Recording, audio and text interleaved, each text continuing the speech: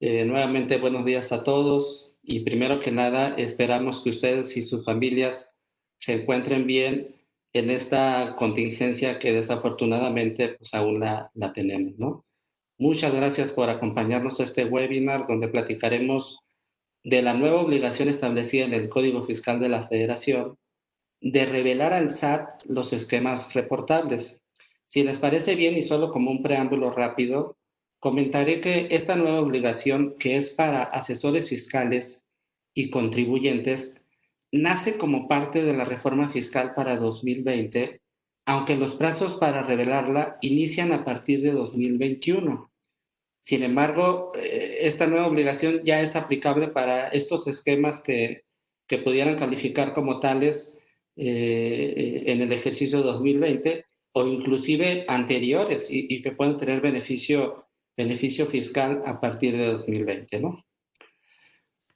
Cabe señalar que a la fecha las autoridades fiscales no han emitido reglas de carácter general para fines de clarificar diversas ambigüedades que ahorita tenemos en el texto de la redacción actual de este nuevo título.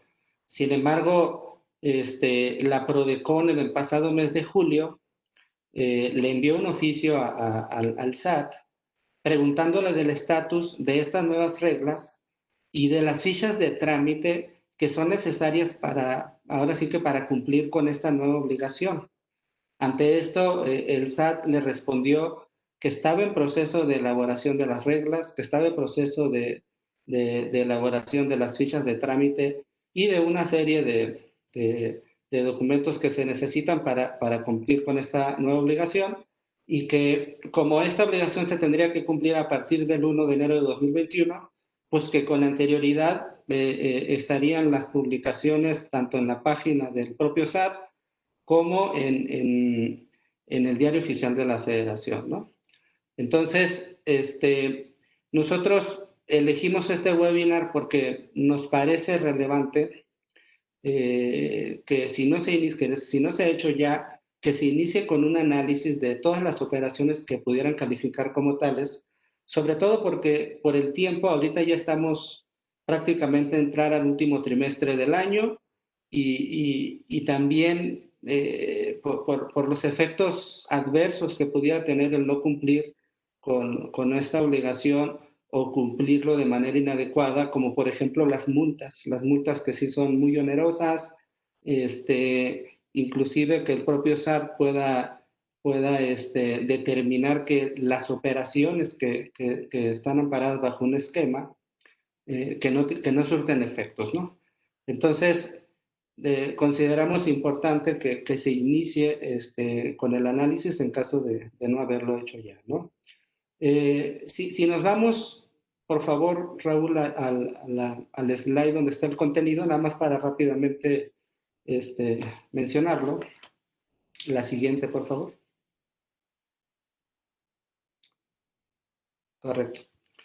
Como parte de la plática, veremos antecedentes y marco conceptual, veremos como tal los esquemas que están listados, analizaremos cada uno de ellos y veremos los plazos para la revelación de los esquemas reportables, los efectos de los esquemas reportables. Rápidamente también revisaremos los obligados a revelar los esquemas reportables, las obligaciones del asesor fiscal y lo que debe revelarse.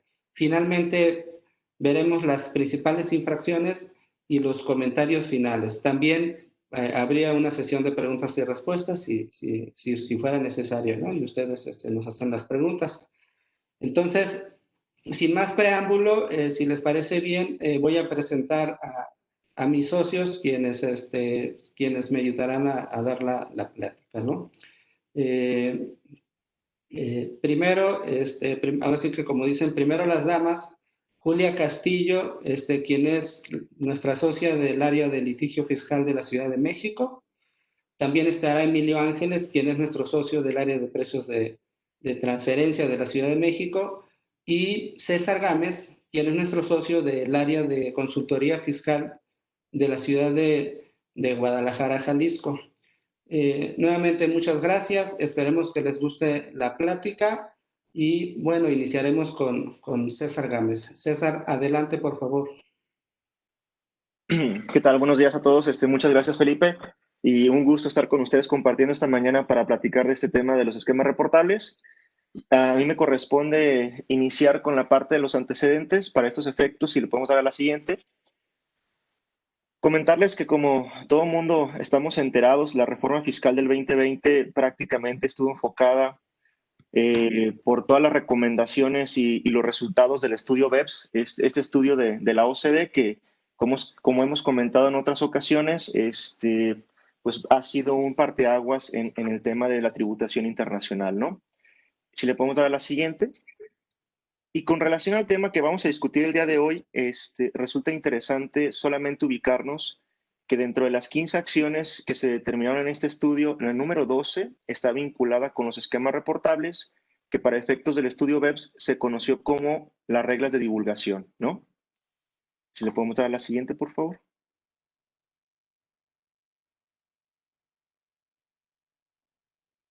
Y bueno, en este sentido, nada más tener un poco el preámbulo de lo que se estableció en la acción número 12 de BEPS, que básicamente está enfocada a la revelación de la planeación fiscal agresiva. De esta forma fue denominada en esta acción, que no necesariamente significa que lo que tengamos que revelar en México es una planeación fiscal agresiva. Como veremos más adelante, hay muchos esquemas que son del día a día en los negocios en México y eso no significa que sea algo prohibido o que tengamos que tener, digamos, una preocupación más allá del hecho de proporcionar la información a la autoridad fiscal, ¿no? Pero bueno, eso lo comentaremos más adelante. Aquí simplemente traer de referencia que a eso se refería la OCDE.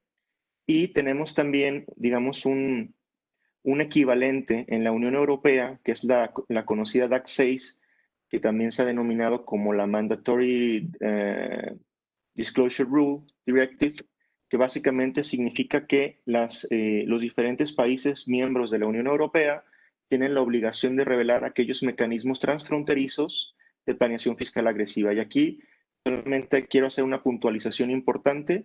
En la Unión Europea principalmente se dio un enfoque de transacciones que trascienden las fronteras, ¿no? O sea, transfronterizas o cross-border. No necesariamente eso fue lo que se aprobó para efectos mexicanos, porque como veremos más adelante, también se están involucrando transacciones domésticas. Adelante, por favor.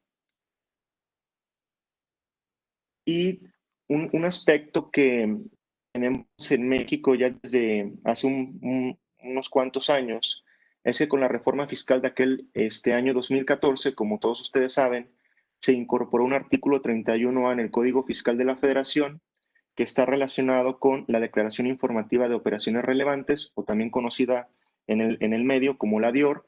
Esta declaración informativa sigue existiendo al día de hoy, coexiste con los esquemas reportables y solamente tener como referencia que tiene actualmente un listado de 36 operaciones segregados en 5 anexos y que esta obligación es para el contribuyente, a diferencia de, como veremos más adelante, que los esquemas reportables principalmente tienen como foco de atención al asesor fiscal y que en algunas excepciones es el contribuyente quien tiene que revelar los esquemas reportables. Pero eso no ocurre con este 31A porque aquí el obligado directo y el único obligado es el contribuyente y que también se tiene una facilidad, un umbral de transacciones que llegan hasta el importe de 60 millones sin necesidad de que se tengan que declarar en esta informativa. La presentación es trimestral, que también como veremos más adelante, difiere de los esquemas reportables porque tenemos plazos, ahora sí que específicos dependiendo del tipo de esquema, y que aquí también tenemos una sanción, una multa que va de los 154,000 pesos hasta los 220,000 aproximadamente, como pueden ver en pantalla, y que también difiere abismalmente de las sanciones que para efectos de la no revelación de los esquemas reportables pudiéramos ser acreedores, ¿no?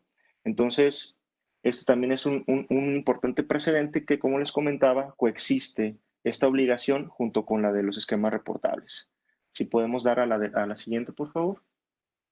Y tener aquí también de referencia que en la iniciativa de reformas para el ejercicio actual del 2020, cuando se discutió el tema de los esquemas reportables, se hizo referencia a que lo que se pretende con los mismos es tener identificado por parte de las autoridades fiscales aquellas transacciones o aquellas operaciones que ellos ya han visto en el pasado y que de alguna u otra manera les preocupa que sean llevadas a cabo por los contribuyentes por el tema de que puede conllevar un beneficio fiscal que no necesariamente en todos los casos puede ser procedente, ¿no? Entonces, básicamente lo que quiere la autoridad es más información de la que hoy en día ya tiene con las diferentes obligaciones que tienen los contribuyentes y que también esto le va a permitir a las autoridades fiscales anticiparse respecto de ciertas áreas de riesgo que ellos ya tienen identificadas en sus tabuladores o en sus dashboards de riesgos, ¿no? Y como es conocido de todos nosotros, obviamente la información conllevará la identificación de tanto asesores fiscales como de los propios contribuyentes que lleven a cabo este tipo de transacciones que comentaremos más adelante en un listado de por lo menos 14 operaciones que están descritas en el artículo 199 del Código Fiscal. Y como lo comentaba, puntualizar en la parte inferior de esta diapositiva que el obligado primario es el asesor fiscal con relación a esos esquemas, pero que como también comentaremos más adelante, en algunas ocasiones la obligación se le traslada al contribuyente, en donde es importante que tanto contribuyente como asesor estén en pleno conocimiento de cuáles son las características de los esquemas a reportar y de las consecuencias de no hacerlo. De momento, esta es la parte introductoria. Te regresaría la voz, Felipe. Gracias, César. Julia, si nos quieres platicar, por favor, del marco conceptual. Claro, Felipe. Buenos días a todos y gracias por acompañarnos en este webinar. La siguiente lámina, por favor, Raúl. Vamos a platicar ahora del marco conceptual. En esta sección solamente queremos darles un panorama de esta parte regulatoria para que recordemos los conceptos más importantes. Nuestro objetivo principal es ponerles algunos ejemplos de casos muy comunes que pueden tener cierta discusión de si se reportan o no, como lo vamos a analizar en la siguiente sección.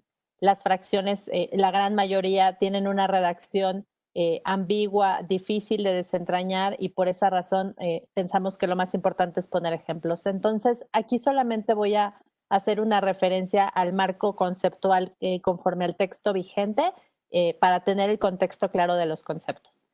Y empezaría hablando de dos grandes elementos. Los sujetos o personas que están obligadas a cumplir, qué tipo de obligaciones y los elementos para que se actualice esa obligación. Hablando de los sujetos, la norma se refiere a un asesor fiscal y lo primero que queremos transmitirles es que el asesor fiscal no solamente somos mis socios y yo que estamos dando esta charla, que nos dedicamos justamente a prestar servicios fiscales, sino además, por cómo está redactada la disposición, también pueden considerarse asesores en términos del Código Fiscal las personas que al interior de las compañías están enfocadas en esta parte de revisar y atender los temas fiscales de las mismas. Por esa razón es un punto importante que les queremos poner en la mesa. Y como bien apuntaba César, en algunos casos la norma ya establecía de por sí que el contribuyente puede ser directamente obligado y no solo su asesor. El segundo punto, hablando de la obligación, su naturaleza es de una obligación formal, no está vinculada de manera directa por el solo hecho de revelar con el pago de las contribuciones, pero como bien nos anticipaba César, está directamente vinculada con esa información previa que quiere tener la autoridad de los asesores, de los contribuyentes y de ciertos actos que la autoridad considera pueden tener un riesgo bajo su perspectiva. Para poder establecer, digamos, de manera conceptual y a grandes rasgos, cuándo estamos en presencia de revelar o no revelar actos o operaciones o determinadas figuras que implementemos, debemos de tener en la mente estos tres puntos principalmente. Debe tratarse de un esquema, debe tratarse de alguno de los actos listados en las fracciones que más adelante vamos a detallar y debe de existir un beneficio fiscal. Estos son los tres elementos que estableció el legislador para que cualquier acto que celebremos, cualquier operación, cualquier transacción, pueda o no considerarse que es un esquema reportable objeto de revelación. Esos son los tres puntos que tenemos que tener. Eso significa que si está en cualquiera de las fracciones que vamos a analizar pero no tiene la característica de ser un esquema, entonces no es reportable.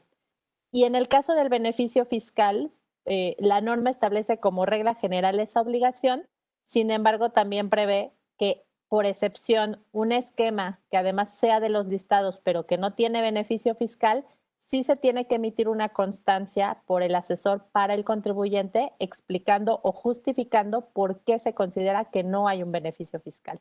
Entonces, al final del día, traer en el radar si existe o no un beneficio fiscal sigue siendo importante. Si pasamos a la siguiente lámina, aquí solamente agrupamos los tres elementos que así es como los conjuga la norma, ¿no? Cualquier esquema que genere o pueda generar directa o indirectamente un beneficio fiscal y que se encuentre listado. Ya de por sí, el definir qué es un esquema y si es una actividad listada y si tiene un beneficio fiscal, esos tres elementos de por sí es difícil al texto de la norma, pero además vamos a entrar a que pueda generar directa o indirectamente un beneficio fiscal, que son parte de los elementos que en el caso por caso se van a tener que definir. La siguiente lámina, por favor. Ahora, en estos tres, hablando de los sujetos, sin detenernos demasiado porque hay muchos temas que les queremos platicar, lo único que diría aquí es que la norma solo hizo referencia a una persona que esté en el curso ordinario de sus actividades, realiza actividades de asesoría. No está identificado con una persona que preste servicios independientes y por esa razón prácticamente cualquier persona que se dedique en el día a día a prestar asesoría fiscal con independencia de la relación que tenga con el contribuyente objeto de las transacciones, pues entonces puede caer en esta definición de asesor fiscal.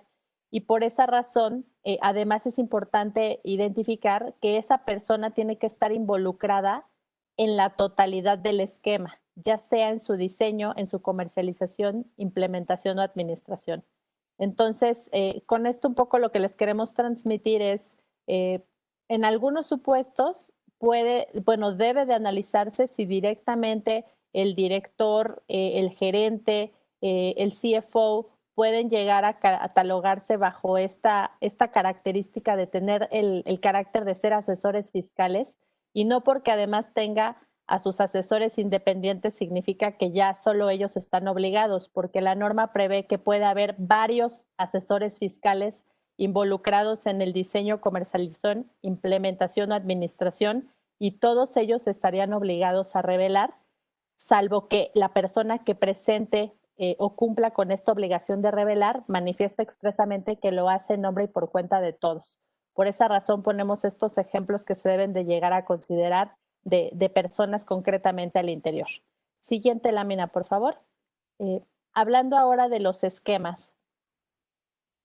La norma definió un esquema como un plan, proyecto, propuesta, asesoría. Con el mero hecho de presentar una asesoría, puede llegar a considerarse un esquema en la medida en la que consista en una serie de actos jurídicos. Es decir, un acto aislado podría no llegar a considerarse un esquema y en ese sentido, cuando platiquemos de cada una de las actividades que están listadas, vamos a poner ejemplos para puntualizar si pueden o no reunir la característica de esquema. Pero por lo pronto quería dejarles en la mesa que el concepto de esquema va desde un plan hasta una mera asesoría, pero que tiene que consistir en la materialización de una serie de actos jurídicos. Y puede ser un generalizado o personalizado, dependiendo si solo aplica a una circunstancia particular o no. Y como decíamos, puede ser un esquema que no genera un beneficio fiscal y aún así habrá que justificar por qué no generaba un beneficio fiscal. Siguiente lámina, por favor. Solamente recordarles que para que sea un esquema puede ser una instrucción incluso tácita o expresa, así lo reconoció la norma. Siguiente lámina, por favor. En el caso del beneficio fiscal, la parte más interesante ciertamente está con los ejemplos. Por lo pronto, recordar que el beneficio fiscal está definido en el artículo 5A del Código Fiscal con esta nueva figura que es la posibilidad de dejar sin efectos fiscales ciertos actos y darles otro efecto diferente. Y la norma definió el beneficio fiscal de esta manera, la reducción o eliminación de cualquier contribución y puede ser este resultado por el solo hecho de tomar una deducción o por el solo hecho de tener un cambio de régimen. Entonces, aplicando este tema del beneficio fiscal en los ejemplos, vamos a ver que va a ser muy importante poder identificar si tengo o no un beneficio fiscal. Y el punto del beneficio económico razonablemente esperado, igualmente relevante, porque en esa medida puede ser un factor que nos ayude a sostener, a probar o a desvirtuar que no existía un beneficio fiscal y por tanto no era un esquema reportable. Siguiente lámina, por favor.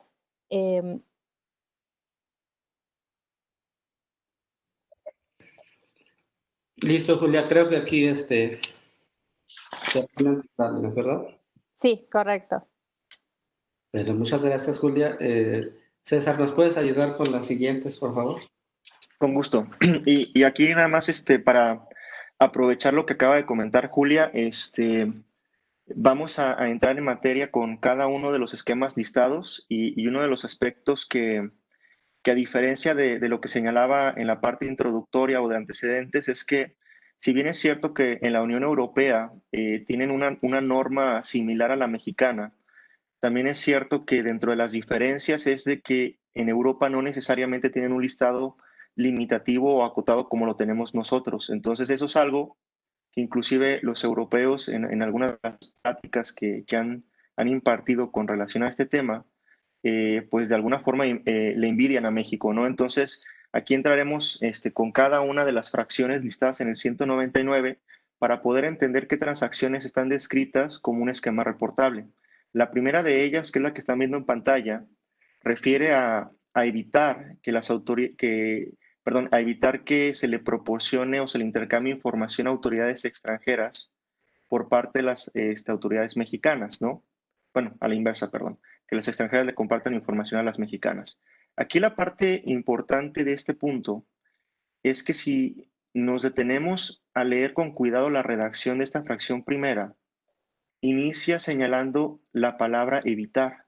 Y entonces aquí dentro de las preguntas que observan en pantalla sería a qué se refiere la disposición con evitar, porque aquí podemos entrar en una discusión bastante extensa, puesto que no hay en sí mismo una acotación en las disposiciones fiscales en cuanto a qué se refiere con evitar esta norma.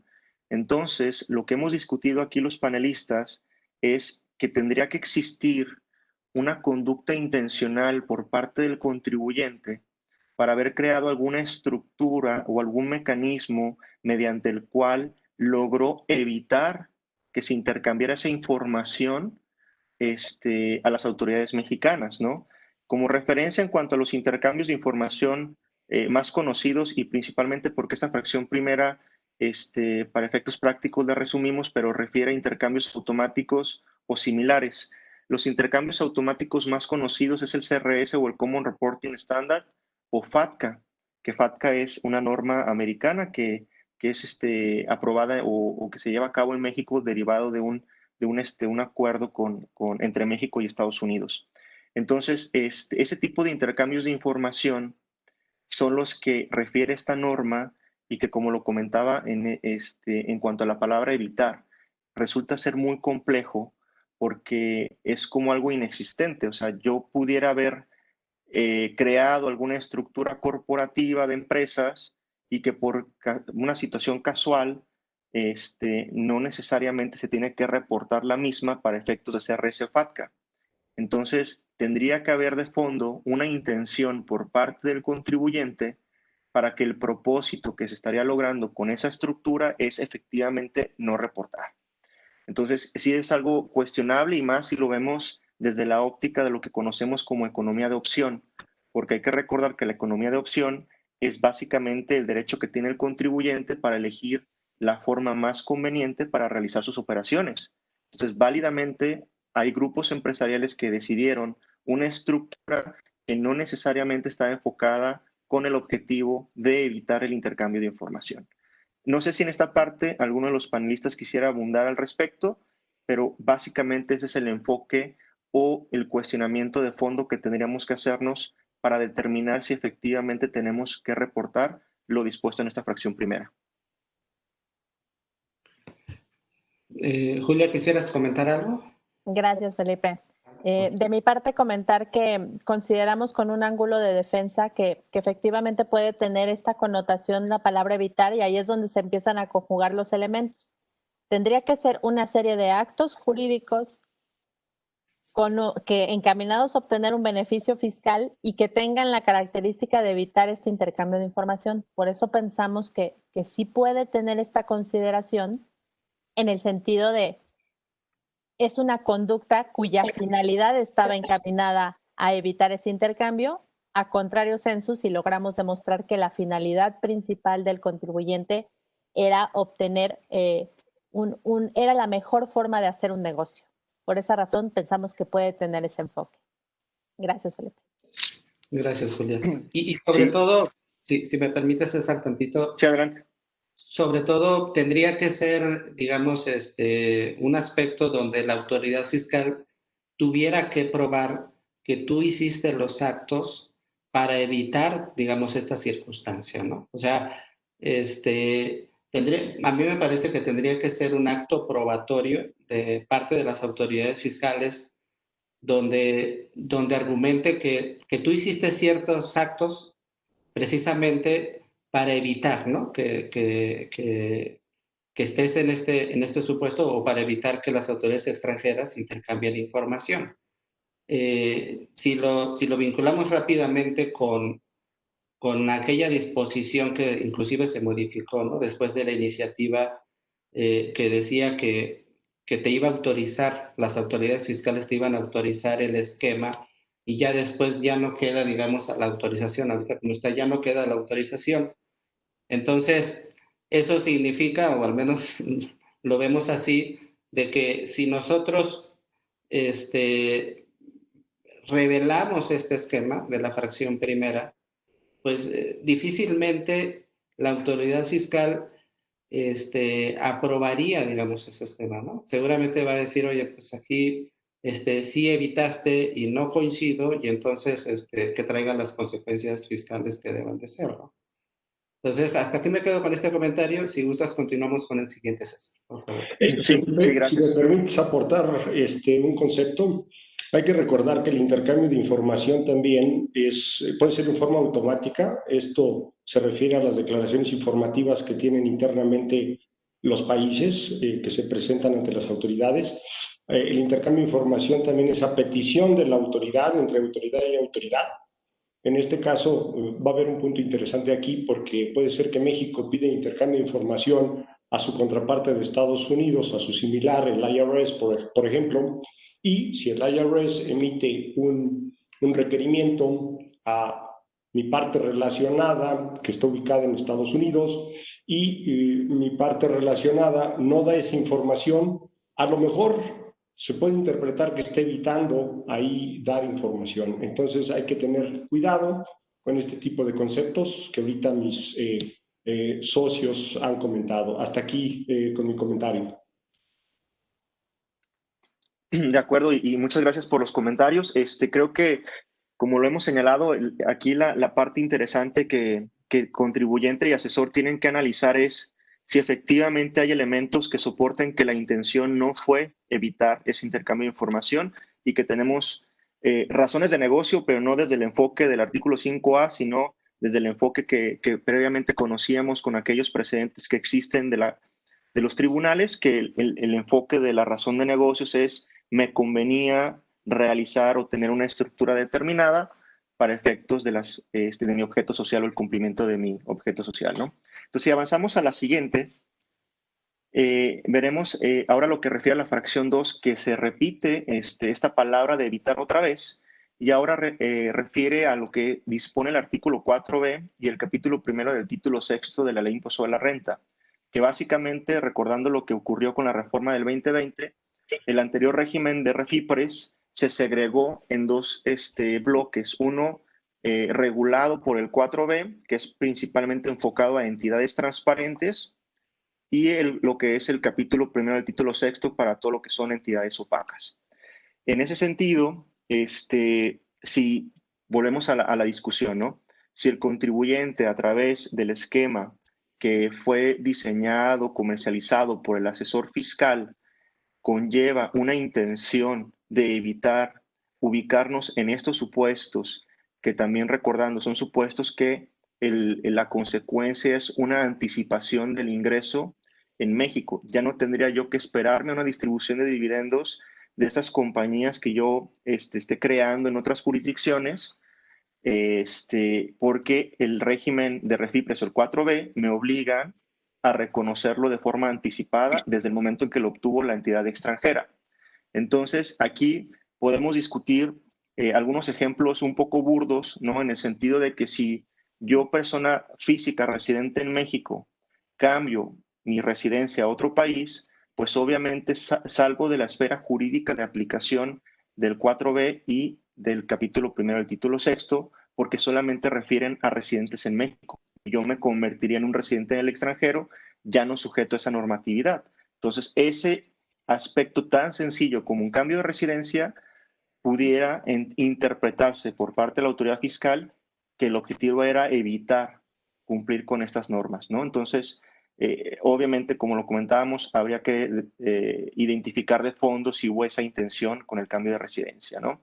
Y otra pregunta, otro aspecto un poco burdo es, bueno, también si yo tengo una estructura corporativa, yo inversionista mexicano con compañías en el extranjero, ubicadas en jurisdicciones en donde por la tasa impositiva o por el cálculo que refieren estas normas difícilmente se va a considerar o Refipre o no es una entidad transparente, pues no tendría sentido el tener que voltear a ver esta fracción, ¿no? Si podemos proceder a la siguiente, por favor. Y la fracción tercera, digamos que es una de las fracciones que, como comentaba, no todo lo que está listado tiene que ver con transacciones internacionales o transfronterizas, porque la norma mexicana también está involucrando transacciones domésticas.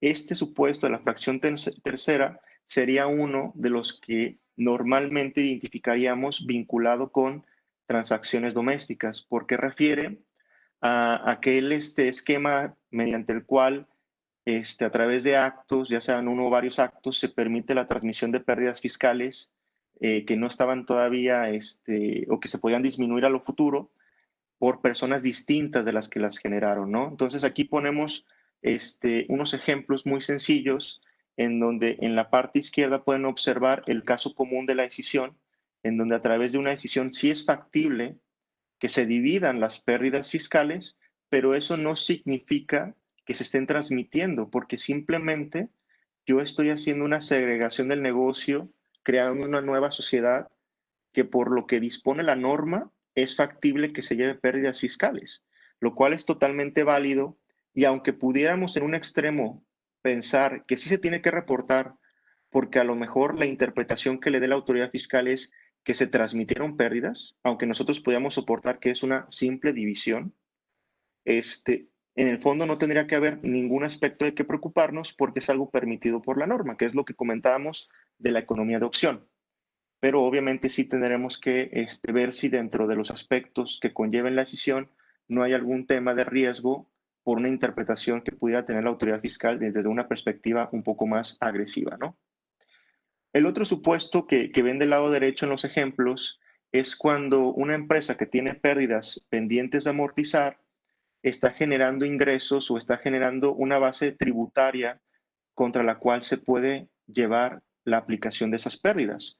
Esto, de alguna u otra manera, también pudiera interpretarse que es una transmisión al momento de que yo, si hago la transacción con una empresa que es parte relacionada, entonces de alguna u otra manera estoy generando esa transmisión porque simplemente lo que hice fue identificar dentro del grupo empresarial una compañía con pérdidas, la otra con una base fiscal y que entonces la de las pérdidas le facturara algún servicio, algún bien a la que tenía a la que tenía las pérdidas para que las pudiera aprovechar y entonces con eso de alguna manera de forma indirecta transmitir las pérdidas. La verdad es que el segundo supuesto no lo vemos reportable por este caso, esta fracción tercera. Sin embargo, como veremos más adelante, hay una fracción que parecería ser que sí le alcanza a la compañía que tiene esas pérdidas y que está buscando la forma de aprovecharlas cuando estén los últimos ejercicios para que puedan caducar dichas pérdidas, ¿no? Si continuamos con la siguiente, por favor. Y aquí también tenemos otro caso de los que podríamos identificar que son transacciones domésticas, y es el que dispone la fracción cuarta, que refiere a aquel esquema en donde a través de una serie de pagos u operaciones interconectados se retorne totalidad o una parte del monto del primer pago que se realizó en estas transacciones, para que se le retorne ya sea a algún socio, accionista o una parte relacionada de quien hizo el pago de origen. Entonces, aquí en el ejemplo que pueden observar ustedes, tenemos una compañía operativa que le factura servicios a un tercero, y ese tercero, ya sea a través, digo, por poner un ejemplo, a través de honorarios asimilables, que también es un tema que las autoridades fiscales hoy en día están fiscalizando, pues a través de esos honorarios asimilables se le retorne el pago de origen de la operación, de la empresa operativa a los accionistas de dicha compañía a través del tercero, ¿no? No necesariamente el pago de honorarios asimilables es el único supuesto. Pueden haber otros tantos casos en los cuales, en transacciones muy habituales, de forma casuística, cuando tengamos una transacción de origen, puede que posteriormente haya un pago a un accionista de la compañía de origen o a una parte relacionada de la misma. Ahí, César, si me permites tantito, inclusive la propia redacción de la fracción también da pie a varias interpretaciones, porque al principio de la misma te habla de una serie de pagos u operaciones, y posteriormente ya no te señala operaciones, solamente te habla de pagos, y aparte, pues la propia definición del pago, ¿no? Que es una definición, digamos, muy concreta y que no necesariamente abarca cualquier flujo que se envíe, ¿verdad? Sí, correcto, Felipe. Creo que aquí en la redacción sí se rompe un poquito el enfoque de origen. Como bien dices, refiere a pagos u operaciones, pero posteriormente solamente refiere a pago. Y entonces quedan muchas dudas de por medio, ¿no? Por ejemplo, también la interpretación que le podemos dar al pago, porque pues pago técnicamente es lo que se debía desde la óptica jurídica, pero pueden existir transacciones en las cuales se extingan a través de otra forma de extinción de las obligaciones y no necesariamente nos ubicamos en el pago, ¿no? Entonces, sí habrá que esperar si a través de reglas misceláneas las autoridades fiscales comienzan a aclarar un poco la redacción para efectos de la interpretación que le podamos dar a este supuesto de la fracción cuarta. Si continuamos con la siguiente, por favor. Y en la fracción quinta, estamos viendo que aquí refiere a cuando se involucra en el esquema a un residente en el extranjero, y ese residente en el extranjero lo que pretende es que se le aplique un convenio para evitar la doble tributación que tenga celebrado México con el país de residencia de esta persona, y que en virtud de la aplicación del tratado se logre un beneficio en México, y que esa compañía en su país de residencia no esté grabada por el ingreso que esté obteniendo, ¿no?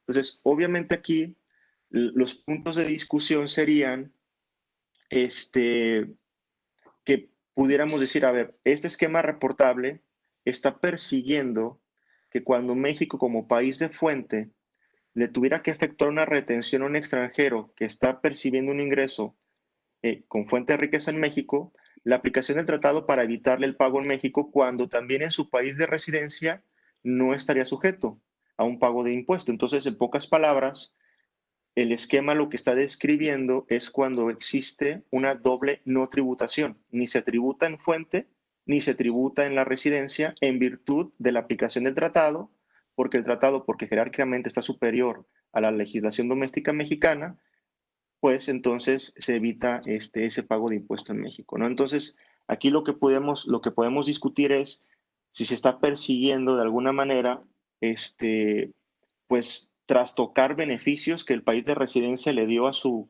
contribuyente, porque pues, válidamente ese país celebró un tratado con México, válidamente acordaron una tasa reducida o inclusive que no procediera ninguna retención en la fuente.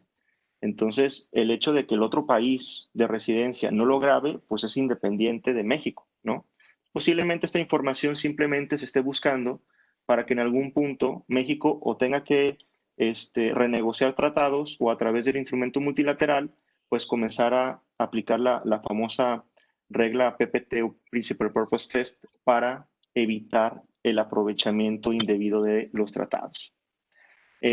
También digo, un ejemplo similar serían países con un sistema territorial en donde por las transacciones realizadas fuera de ese territorio, como puede ser el caso de Uruguay, de Panamá, pues entonces de forma directa nos ubicamos en este supuesto si es que aplicáramos el tratado para que no tuviera una retención en la fuente. Aquí terminaría con esta fracción quinta y te regreso la voz, Felipe. Gracias, César. Continuamos con la parte de Emilio Ángeles y Julia también lo apoyará en esto. Adelante, Emilio, por favor. Hola, muy buenos días de nuevo a todos. Espero que se encuentren bien con sus familias. Vamos a platicar sobre la fracción 6, que son operaciones reportables que involucren partes relacionadas. Son 5 incisos. El inciso A es una descripción que solicita la autoridad aquí, o una conceptualización, es cuando se transmitan activos intangibles difíciles de valorar, en donde exista una difícil valoración a través de proyecciones, por ejemplo. Las proyecciones pueden ser de flujos de efectivo, pueden ser de ventas. Aquí pueden entrar varias hipótesis. Hay que recordar que solamente la NIF, por ejemplo, C15, nos indica o nos da ejemplos de cómo podemos hacer proyecciones. Haces una sola proyección de flujos o de lo que estés proyectando, o flujos esperados, y aquí te marcan 3 escenarios probabilísticos. Entonces, es un tema interesante. ¿Por qué? Porque primero aplica a los activos intangibles, y cuáles serían estos activos intangibles que sean sujetos de valoración a través de proyecciones. Si pasamos a la siguiente lámina, aquí pusimos algunos ejemplos. Unos ejemplos, lo que está en amarillo es básicamente los activos intangibles. También pusimos ejemplos donde no se va a tener que reportar, aunque sean operaciones entre partes relacionadas. Por ejemplo, no se reportarían valoraciones de acciones, valoraciones de negocios, donde determines la venta de activos y pasivos asociados con el negocio. Ahí se pone que sí y que no. ¿Por qué? Porque no sabemos si hay algún activo intangible ahí involucrado. Si hay algún intangible involucrado, se tiene que reportar básicamente. Por ejemplo, pusimos aquí deterioros de activos de larga duración. Eso es para fines operativos, para fines financieros. Eso no es para fines fiscales, eso no se tiene que reportar. Y dentro de la lista ahí pueden ver 8 ejemplos, básicamente desde el conocido, que son marcas, procedimientos o know-how, patentes, fórmulas, derechos de explotación de un bien si los quiero enajenar, por ejemplo, de minería, de agua, valoraciones o evaluaciones de territorio o puntos de venta, si se van a vender, venta de cartera con proyecciones, porque puede ser sin proyecciones, de acuerdo a la NIF B7, una cuenta por cobrar, por ejemplo. Ahí hay un método específico dentro de esta NIF B7. Obras literarias y de arte con proyecciones. Hay este tipo de conceptos donde no necesariamente son proyecciones, sino especialistas donde te evalúan este tipo de obras de arte o literarias, ¿no? Evaluaciones de la renta de una maquinaria o equipos entre partes relacionadas, pues tampoco se tiene que reportar. Ahora, si nos vamos a un ejemplo de lo que son las proyecciones, que todo el mundo las conoce, nos pasamos a la siguiente lámina. Aquí pusimos un ejemplo de ingresos para la evaluación de una marca a través de la NIF C8, donde estamos parados en este año del 2020 y hacemos un análisis interno con la propia historia que tiene la compañía, de cómo se comportan las ventas. Vemos que en 5 años, que es lo más razonable, el promedio de crecimiento ha sido de 4.81. Pues también vemos el crecimiento de los últimos 3 años, porque son los más cercanos, 4.07. Yo proyecto, y de acuerdo con mi área de finanzas, hay que recordar aquí que en las compañías generalmente lo que se hace es se proyecta un año, pero aquí, como es una evaluación de una marca, por ejemplo, se tienen que proyectar al menos 3 o 5 años. Lo más recomendable son 5 años. La proyección en promedio está en 4.61. Esto se parece mucho a la historia que ya vimos aquí de los 5 o últimos 3 años. que son los más representativos, pero además fuimos a soportarlo con comparables externos de empresas del mismo sector de los últimos 10 años, 4.24, lo pueden ver en el cuadro de arriba, cómo se comporta el promedio de los últimos 5 años, 3.89, y cómo se comporta el promedio de los últimos 3 años. Con esto, estamos soportando aquí que nuestra proyección está de acuerdo a comparables internos y externos, ¿sí?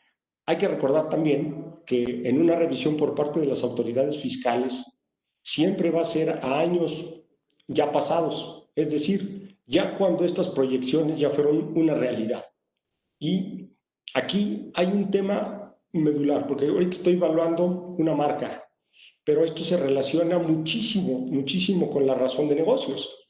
¿Por qué? Porque la razón de negocios habla de un concepto muy singular, es esperado. Este concepto de esperado quiere decir futuro, quiere decir que si yo voy a hacer un análisis de razón de negocios que va en el sentido que estamos viendo aquí en este ejemplo numérico, yo tengo que estar parado en el año 2020 y hacer proyecciones hacia futuro, ver mi historia para poderle demostrar a la autoridad que tuve una razón de negocios, ¿sí? Donde no fue mi intención obtener un beneficio fiscal. Y aquí le cedo la palabra a Julia para que nos comente todo este tipo de temas legales que van a tener un enlace con estos conceptos económicos. Por favor, Julia.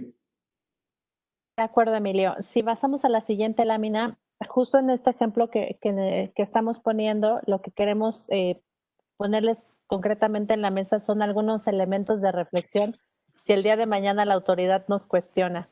Y ahora sí retomamos el tema del beneficio fiscal ya aplicado en este ejemplo, porque como decíamos, el beneficio fiscal es la mera reducción, diferimiento de un impuesto, de una contribución de manera general. Y prácticamente es con independencia de qué forma lo obtengas, no por la sola aplicación de la ley, así está redactada la definición. Y para definir si hay un beneficio fiscal de cara a los esquemas reportables, la norma no nos dice si tenemos intención o no, si tenemos una razón de negocios o no.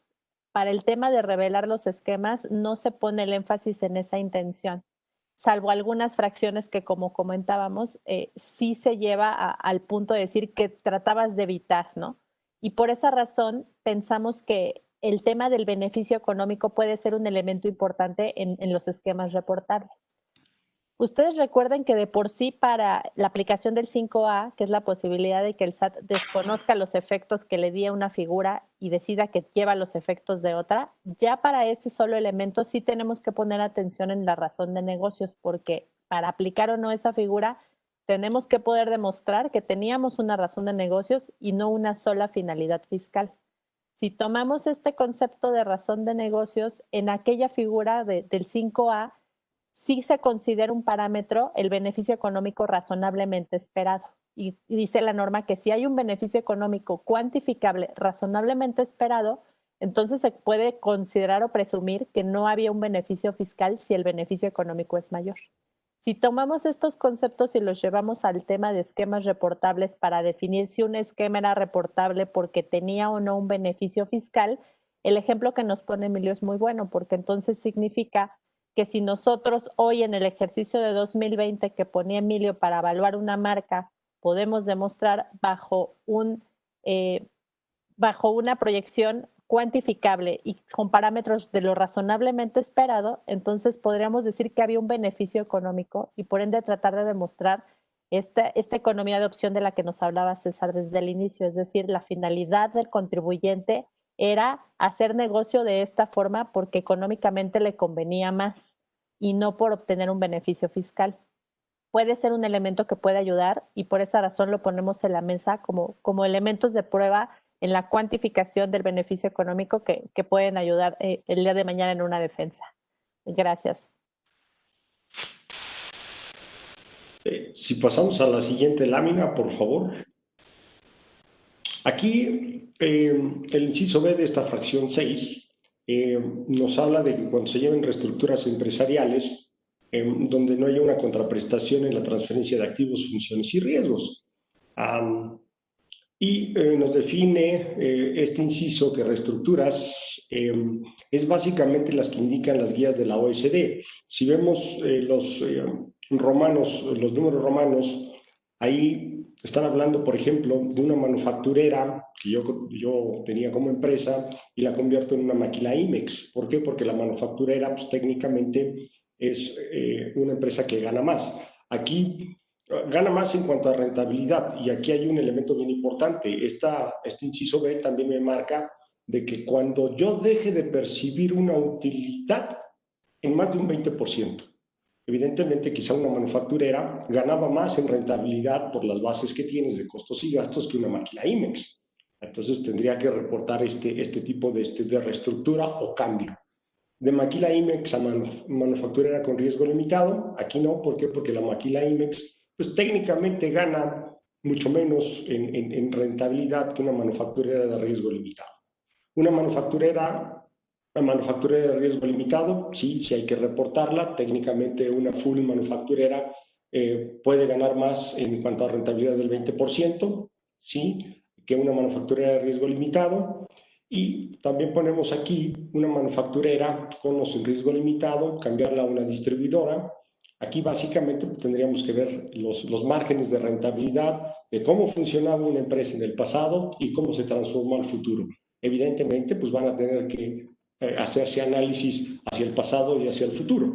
Aquí no sé cómo le va a hacer la autoridad, porque cuando me hace una revisión o una auditoría, pues se centra básicamente su acta de apertura de la auditoría, pues es de un año básicamente, ¿no? Entonces, ¿me va a abrir varios años? Pues técnicamente sí.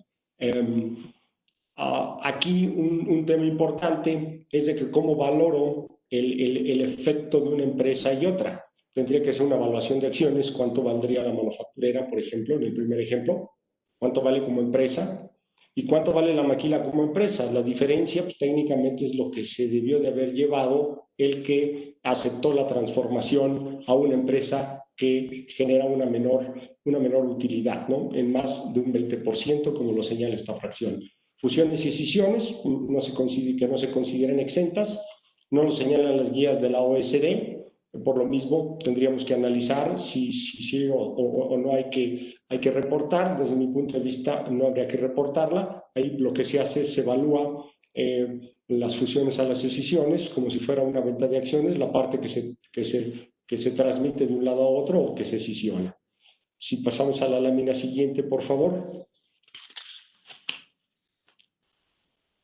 Aquí hay que reportar cuando se transmita o se concede el uso base temporal de bienes, derechos o servicios sin una contraprestación. Hay muchas operaciones entre partes relacionadas.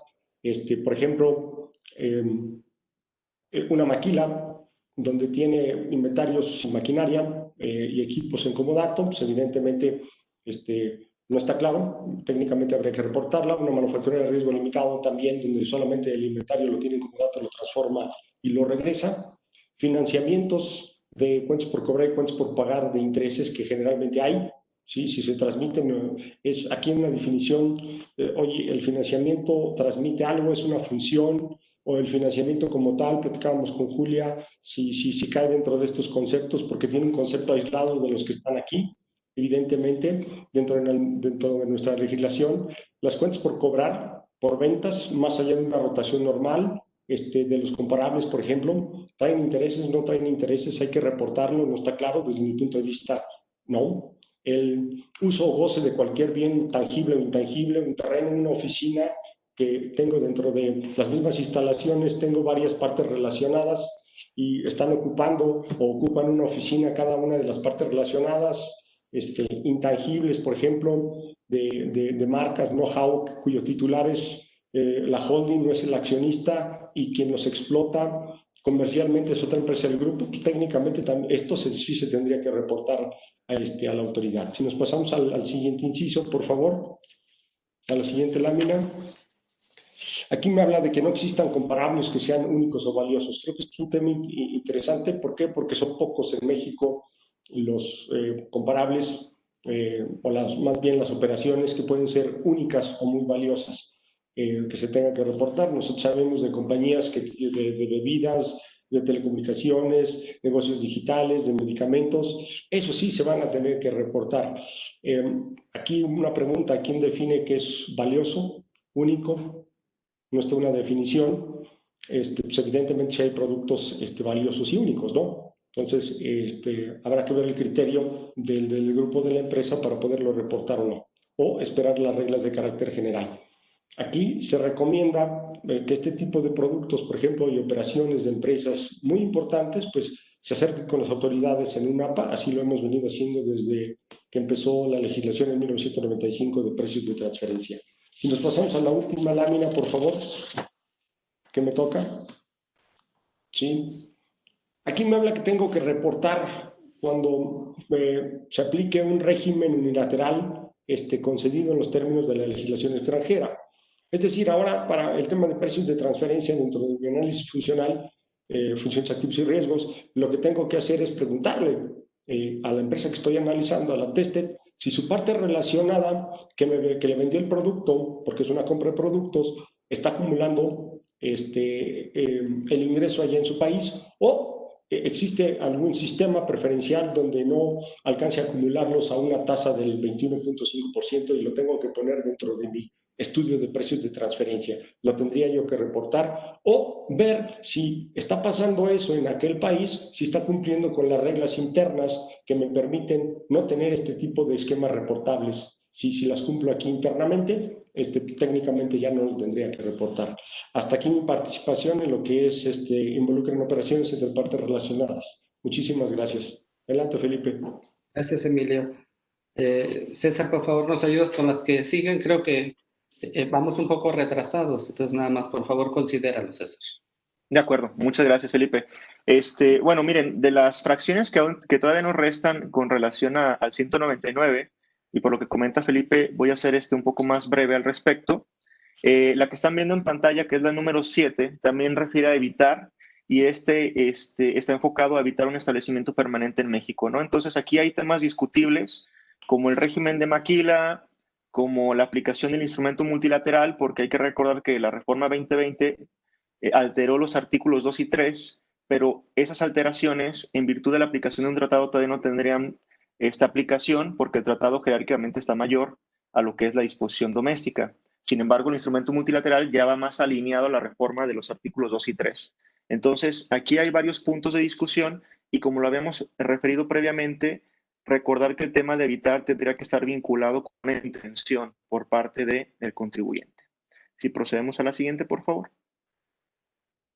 Y también tenemos el supuesto de que dentro de la transacción o el esquema se involucre la transmisión de un activo depreciado total o parcialmente y que luego fuera utilizado por una parte relacionada. Entonces aquí, como la disposición refiere a activos, lo primero que nos tenemos que cuestionar es ¿y qué sucede con los gastos diferidos? ¿No?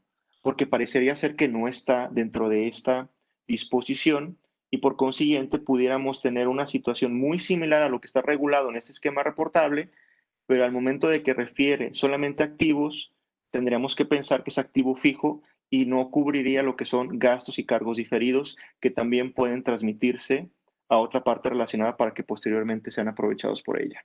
También un aspecto recordatorio, tener presente que en el pasado teníamos la posibilidad de la deducción inmediata.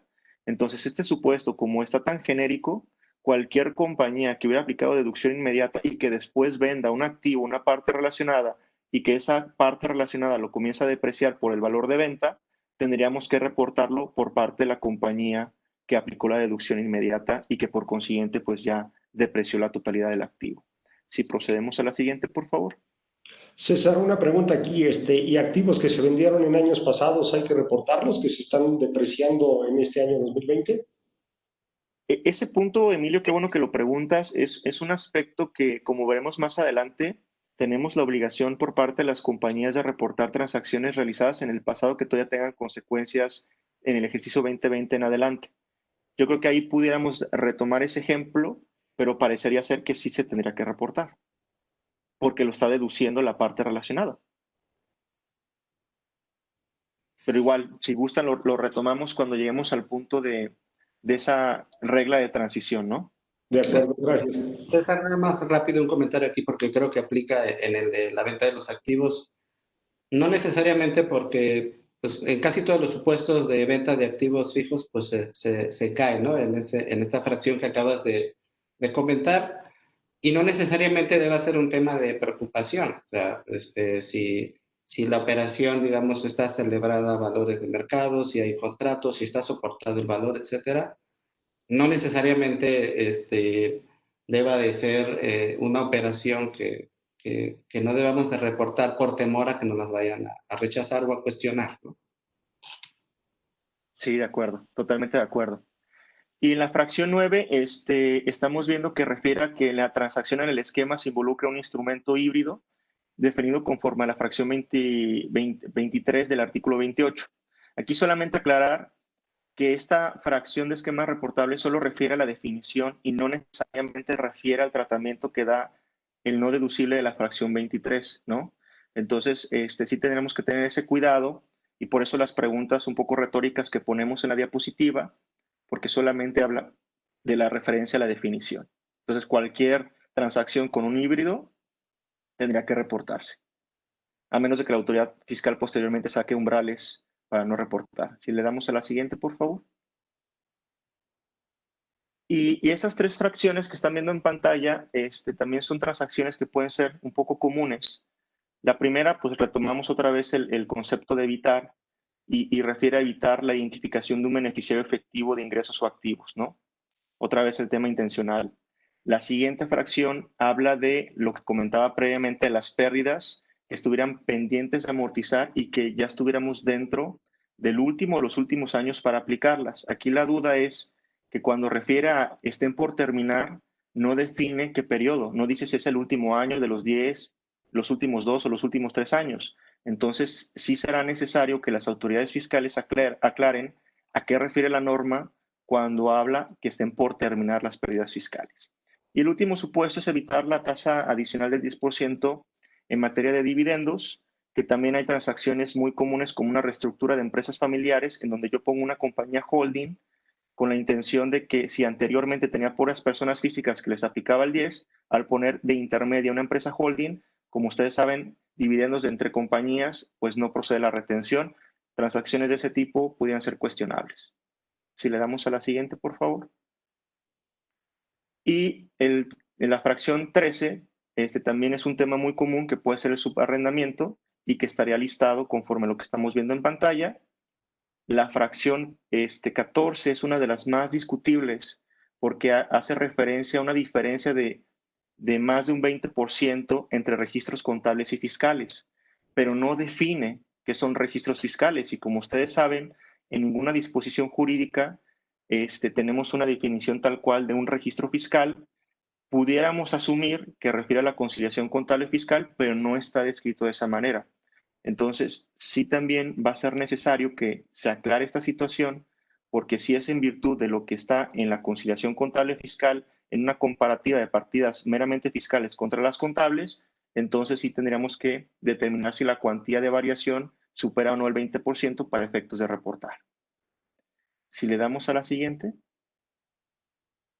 Y ya nada más tener presente que el último párrafo de este artículo 199 tiene un tipo resumidero, ¿no? Porque refiere a que cualquier otro mecanismo que evite la aplicación de los numerales que acabamos de ver, de las 14 fracciones, también tendría que reportarse.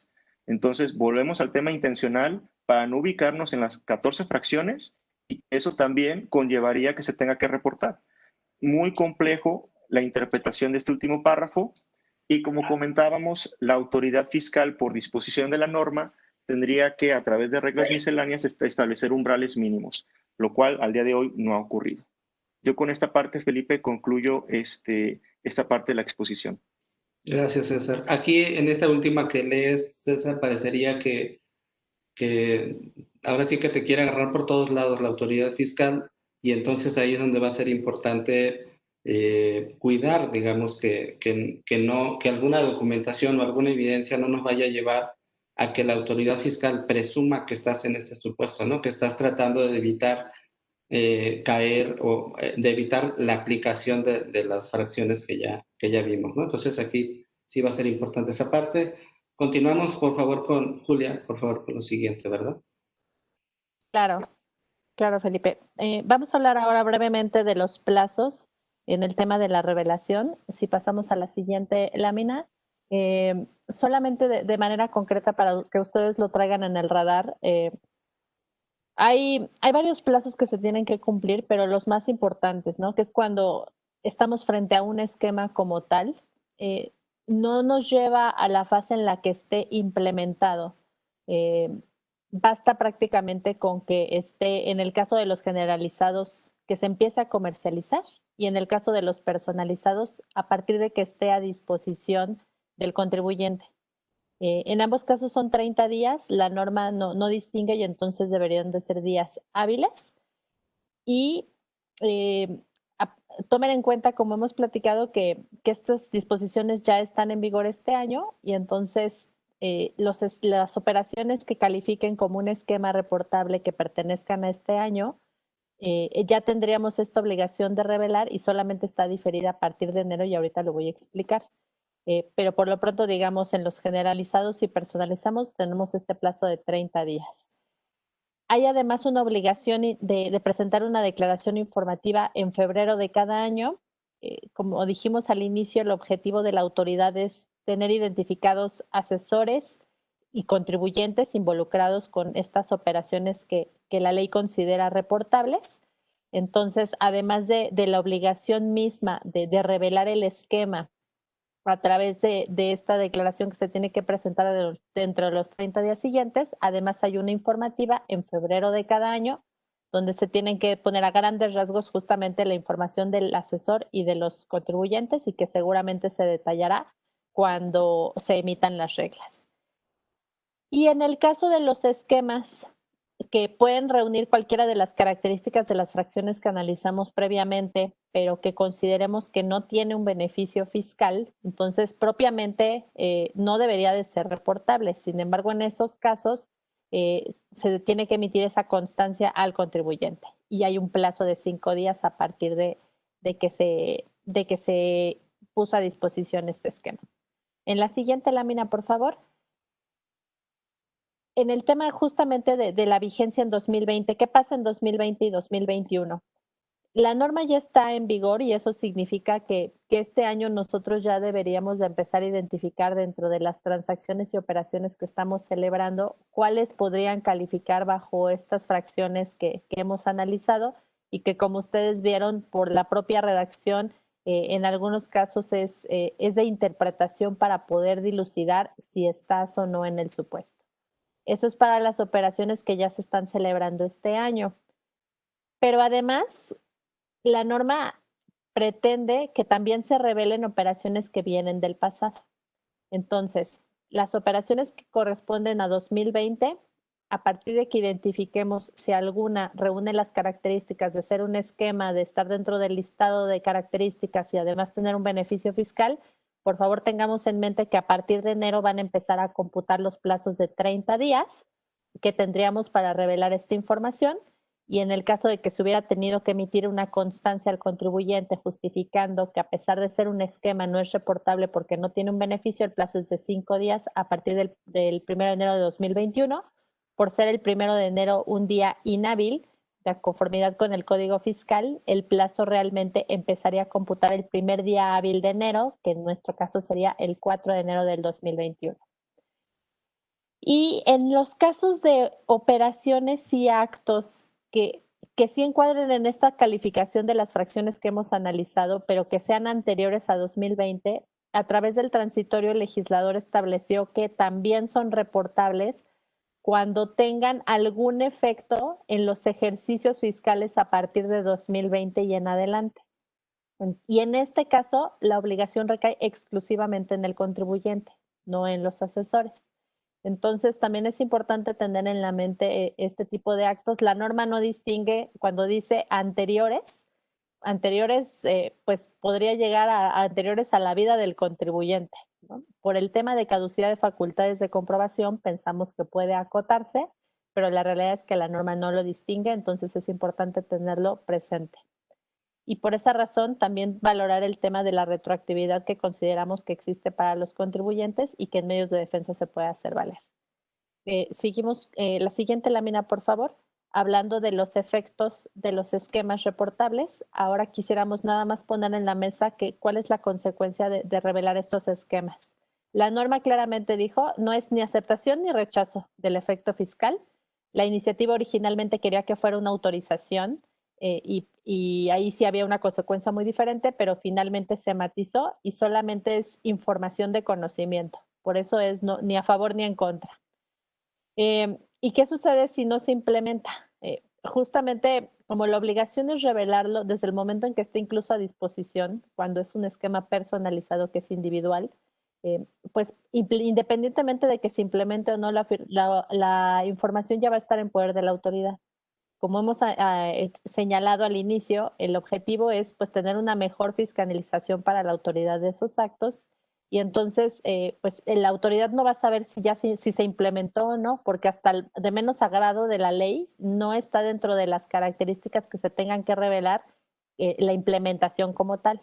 Veremos si en reglas se profundiza en ese aspecto, porque de otra manera lo que va a suceder es que lo implemente o no, si la autoridad lo considera como una operación que quiere analizar o identificar, pues seguramente puede generar el acercamiento de la autoridad y simplemente no lo implementé. Por último, considerar en las últimos dos bullets que ven en esta lámina, esta información que se va a revelar forma parte del secreto fiscal. Eso significa que no se puede comunicar ni revelar de ninguna otra forma por las autoridades fiscales, pero acuérdense que el secreto fiscal ya tiene hoy por hoy muchas excepciones. Autoridades judiciales, Comisión Nacional Bancaria, por mencionar las más importantes, pero tiene varias excepciones. E interesante también el distingo que la norma hace respecto de la parte penal, porque dice que la información no podrá ser utilizada para una investigación en delitos fiscales, pero le pone una llave de salida porque dice, bueno, la información indispensable para implementar el esquema es la que no se va a poder utilizar en la investigación de delitos fiscales. A contrario, Sensu, el resto de la información que se presente sí.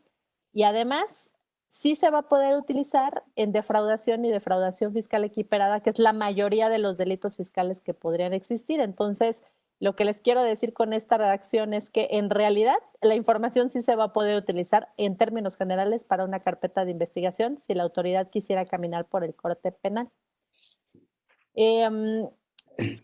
Básicamente esto es lo que quería yo comentarles alrededor de los plazos y los efectos de los esquemas. Le cedo entonces la palabra nuevamente a Felipe.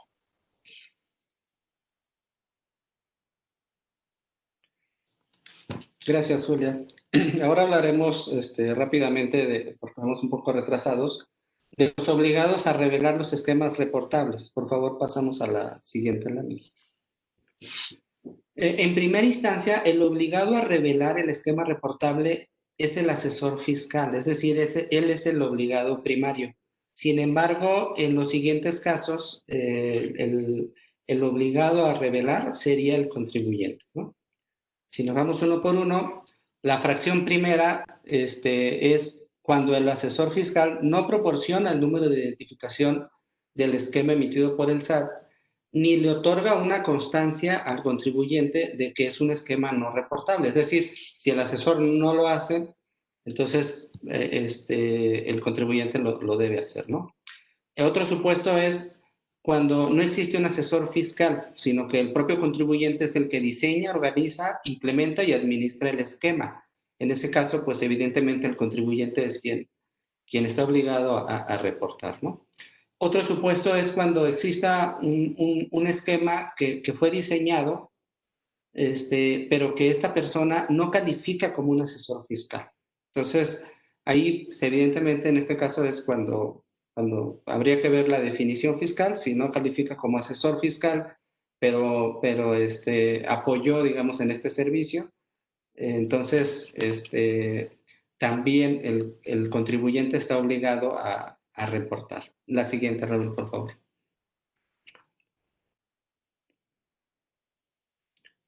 Otro supuesto donde el contribuyente es quien reporta es cuando el asesor fiscal es un residente en el extranjero sin establecimiento permanente en México En ese caso, reportaría al contribuyente. Otra es cuando el asesor fiscal como tal tenga impedimento legal para revelar el esquema. Otro supuesto es cuando el asesor fiscal y el contribuyente se ponen de acuerdo, entonces quien revela sería el contribuyente.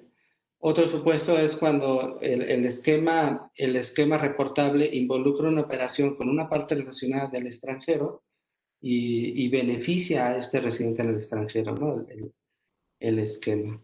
Y el último supuesto es para los casos de operaciones reportables de ejercicios anteriores a 2020, pero que tienen efectos en 2020 y posteriores. En este caso, quien lo debe de reportar es el contribuyente. Si nos pasamos a la siguiente, Raúl, por favor. Platicaremos de las obligaciones del asesor fiscal. Ya se han platicado, digamos, durante la charla, ya se han platicado algunas de ellas. Por ejemplo, pues revelar los esquemas, evidentemente es una obligación del asesor fiscal. Cuando hay varios asesores fiscales y uno de ellos es el que da cumplimiento, pues tiene que emitir una constancia, ¿no?, a los demás asesores fiscales. Otro es cuando un asesor fiscal ya ha revelado esquemas ante el SAT y ya tiene un número de identificación y se percata que un contribuyente tiene la intención de implementarlo. No sé ahí cómo podrían probarlo, pero así lo dice la disposición. Entonces el asesor fiscal está obligado a proporcionarle ese número al contribuyente, ¿no? Y decirle, oye, mira, este ya es un esquema que ya ha sido reportado. Otra obligación es cuando el SAT solicita información adicional al asesor fiscal de lo que reportó en su declaración del esquema. El asesor fiscal está obligado a proporcionar esa información dentro de los 30 días siguientes, ¿no?, a que surte efecto la notificación. También tiene la obligación de presentar una declaración informativa anual de esquemas reportables en febrero de cada año. En el caso de que el asesor fiscal esté involucrado con algunos otros asesores, tiene la obligación ahora sí que de contar con la constancia, ¿no?, emitida por el asesor fiscal que reveló el esquema. Y en el caso también de esquemas no reportables, pues está obligado a emitir una constancia al contribuyente donde le da los argumentos, donde le dice que no es un esquema reportable. Nos pasamos a la siguiente, por favor.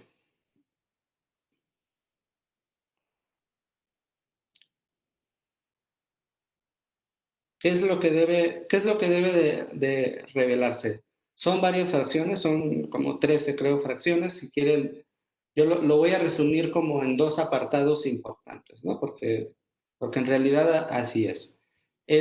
Un primer apartado son datos de identificación, lo que debe de revelarse, como el nombre, denominación o razón social de lo que es el asesor fiscal, de lo que es el contribuyente, de lo que es el representante legal de ambos, o inclusive cuando se trata de un asesor fiscal que es un extranjero, también, digamos, te pide esos datos de identificación, ¿no? Entonces, a lo largo de esas fracciones, un buen apartado se trata de que debemos dar esa información, nombre, denominación o razón social y la clave del RFC, ¿no?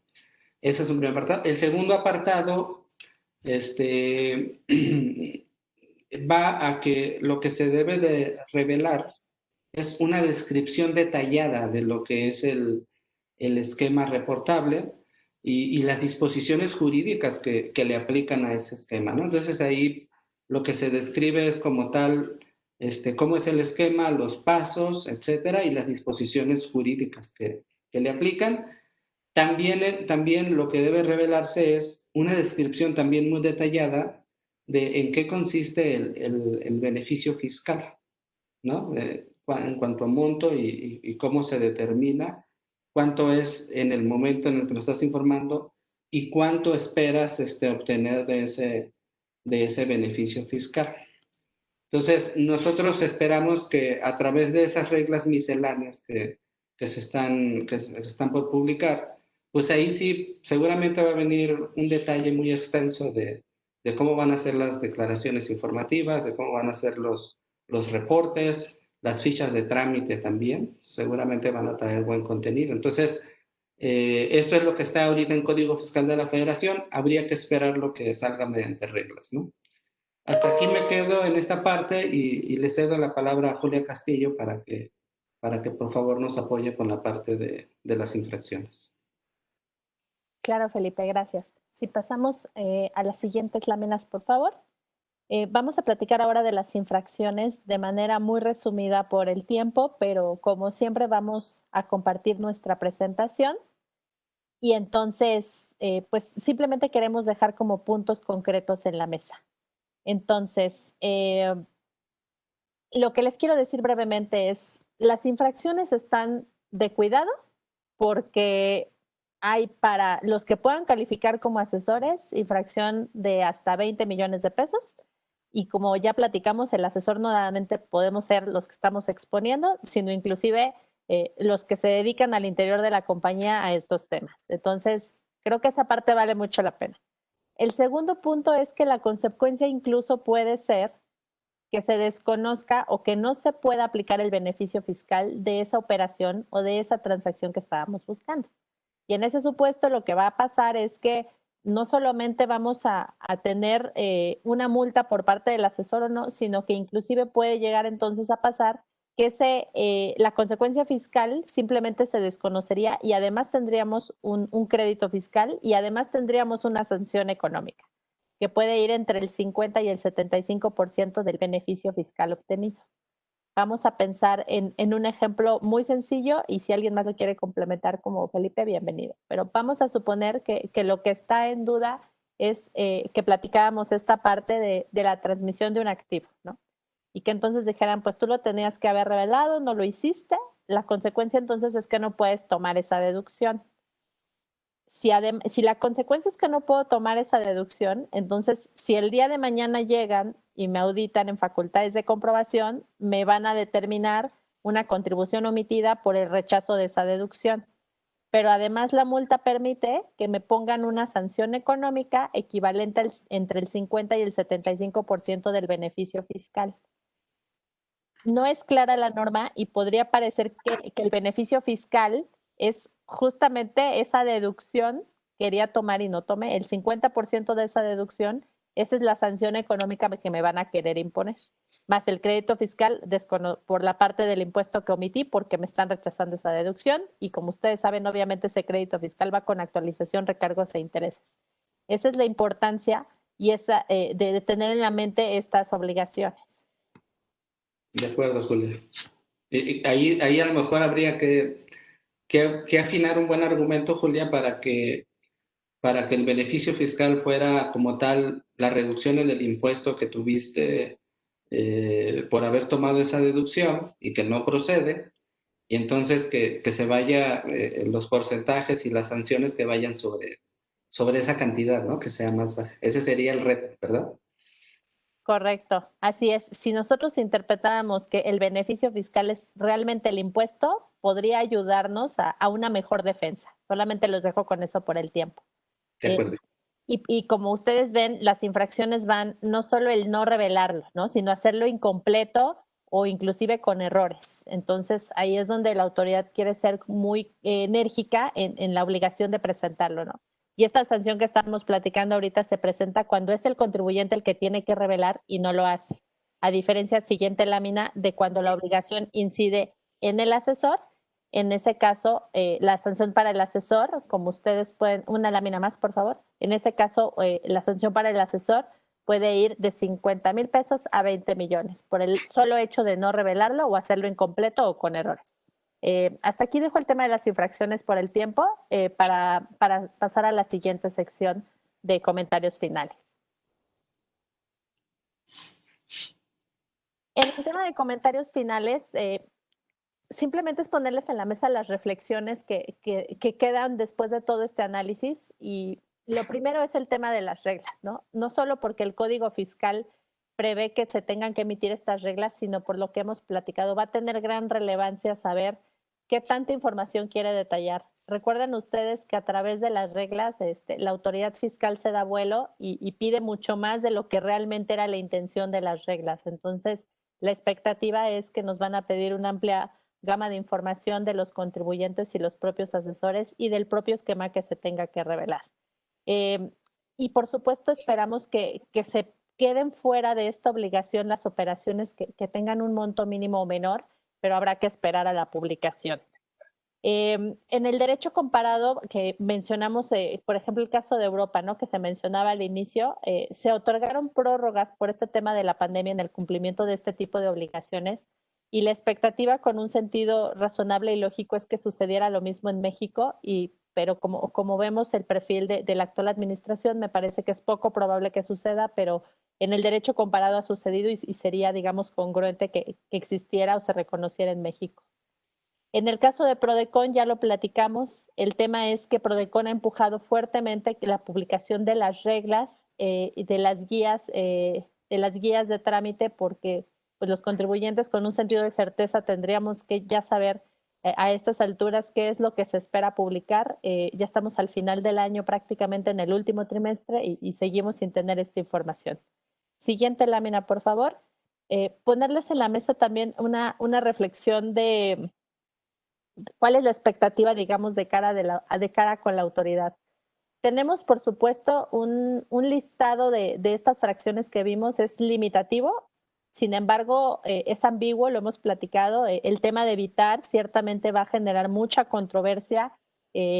Pusimos algunos ejemplos, ¿no? Como el de transmitir pérdidas, donde pensamos que con un sentido de análisis puede, por supuesto, no incluir la fusión, tal vez ni siquiera la escisión, y la autoridad muy probablemente no lo va a ver de esa manera y va a generar una amplia discusión.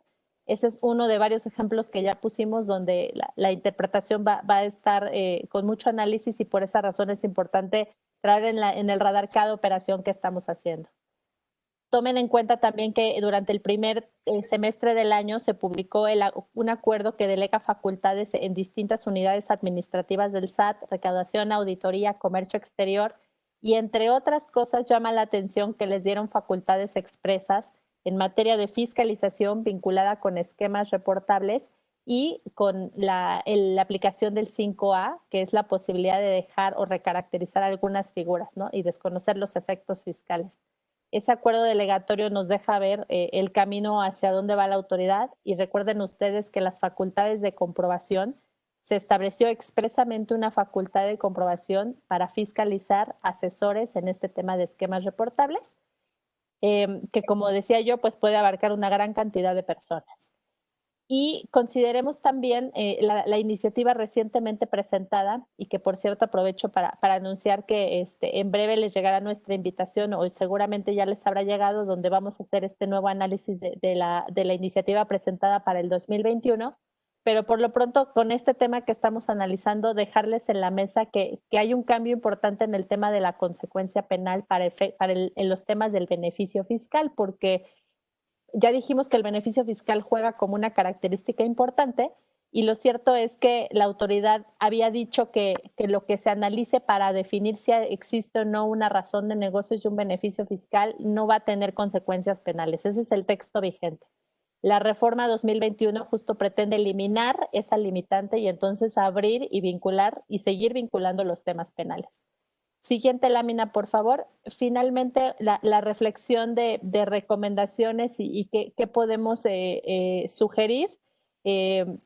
Necesitamos revisar las operaciones principalmente de los ejercicios previos, por lo que hemos platicado, ¿no? Porque hoy por hoy se va a tener la obligación de revelarlos. En este año ya se tiene y solamente en el primer mes es cuando materialmente se va a presentar la información y así sucesivamente, ¿no?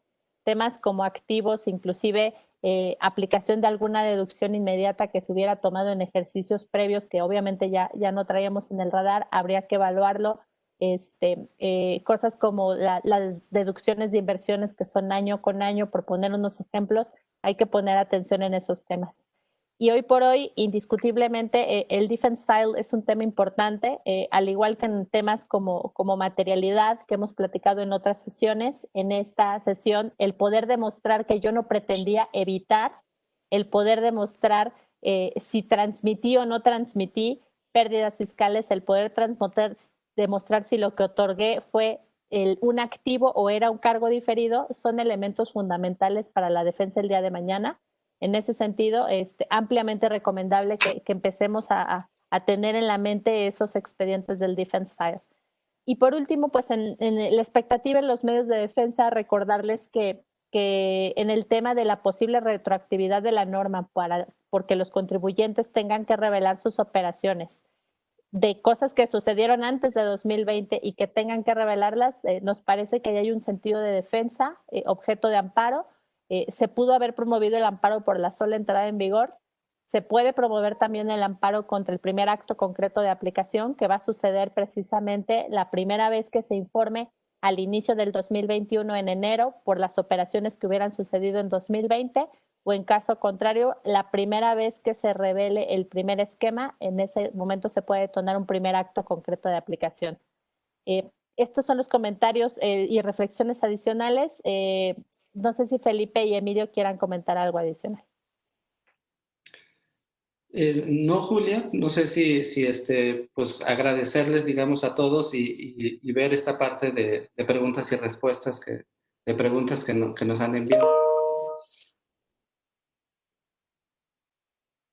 De acuerdo. Hemos estado contestando algunas de las preguntas y respuestas a través del chat, entonces tal vez mencionar algunas y vamos platicando de las preguntas y respuestas, ¿no? Si les parece bien. Julia, yo tengo una aquí. Adelante. En una decisión, por ejemplo, una fusión que no esté exenta, si las consecuencias como tal de este acto traen intrínsecamente algún tema de los reportables dentro de esa fusión o escisión. Por ejemplo, si escisiono la empresa, traigo una manufacturera, la parto y la otra parte que yo partí, la quiero hacer una maquila IMEX, pues evidentemente habrá que ver si por esa consecuencia de esa escisión, pues sí está enlistada, ¿no? Dentro de los esquemas reportables. Sí, esa es una de las preguntas que nos hicieron. ¿Sí? O que si no la tengo que reportar, por si acaso, pues también la tengo que reportar, ¿no? Porque creo que hay hasta el final hay una disposición que así lo señala, ¿no? De acuerdo, Emilio.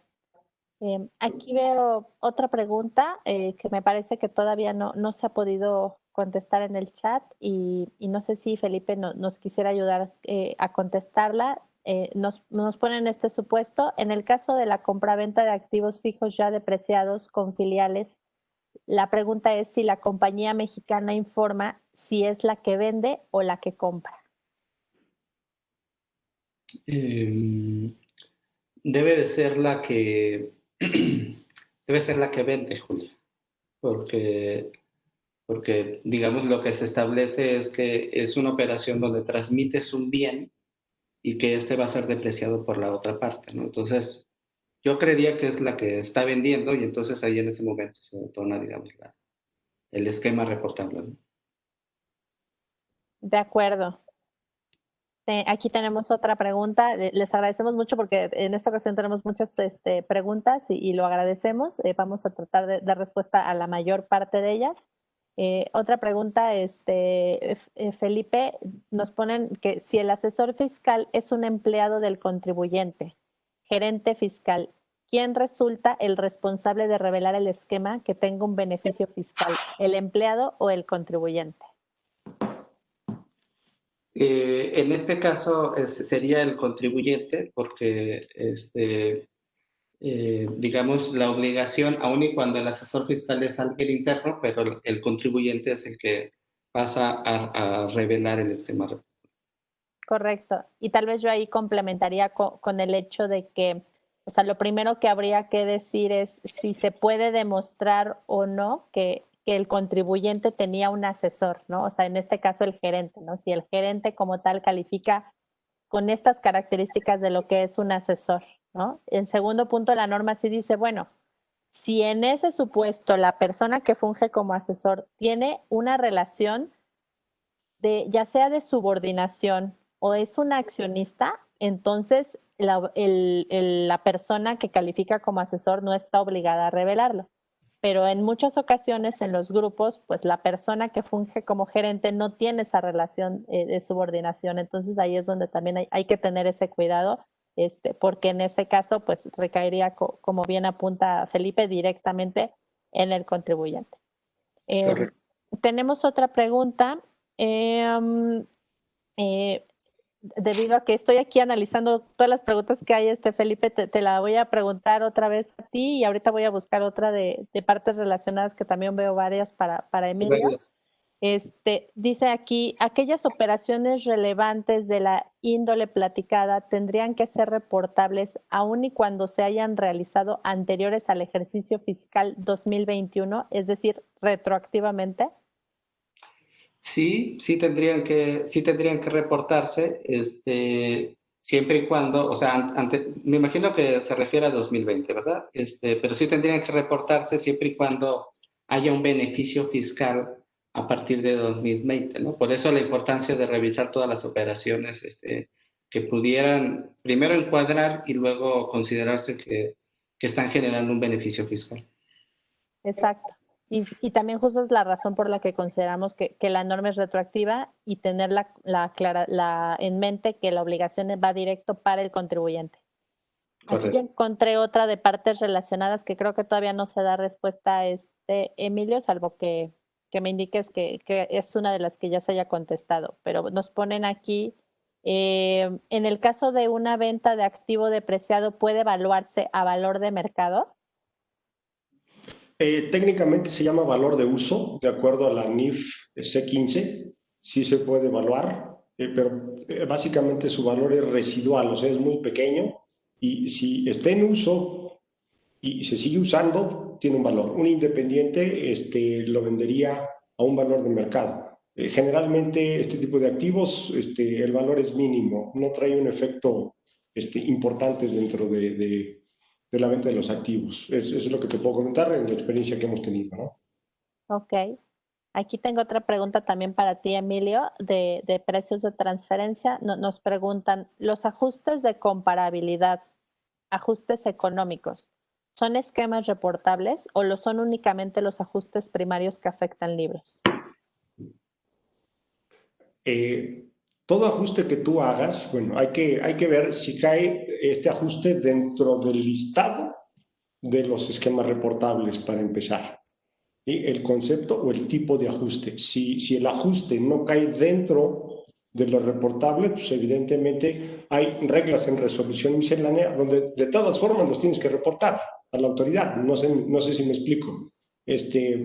¿Por qué? Porque si caes dentro de esto, una vez cerrado el ejercicio, si estás disminuyendo el ingreso, si estás aumentando el gasto, hay ciertas reglas para reportar este tipo de ajustes. Si van a ser ajustes reales, un ajuste real es que afectas la contabilidad del ejercicio. El ajuste virtual es cuando no afectas la contabilidad del ejercicio, sino nada más lo manifiestas en la conciliación contable fiscal. Eso ya se lo está reportando de alguna forma a la autoridad. Insisto, si cae dentro de los conceptos de los esquemas reportables, este tipo de ajustes se reporta. De acuerdo, Emilio. Tenemos todavía, la verdad es que muchas más preguntas, les agradecemos mucho. Tratamos de contestar durante el transcurso de la plática varias por chat y veo que ya lo hemos hecho y busqué leer las que todavía no se daban respuesta. Veo que todavía siguen llegando preguntas, entonces vamos a contestarlas a través de correo y con sus datos. Porque por el tiempo, pues que queremos respetar el tiempo de todos y por esa razón vamos a contestarlas de esta otra manera. Les agradecemos muchísimo su participación y les cedo la palabra a Felipe. No, muchas gracias, Julia. Pues muchas gracias a todos y esperemos que les haya gustado, que hayan sentido que es interesante. Y como lo menciona Julia, las preguntas que están por aquí las vamos a contestar vía correo electrónico y además, pues, cualquier otra pregunta que tengan, con muchísimo gusto las podemos contestar, algo que les ocurra, que les salga, con muchísimo gusto las contestamos y a sus órdenes como siempre. Muchas gracias. Muchas gracias. Buenas tardes. Buenas tardes.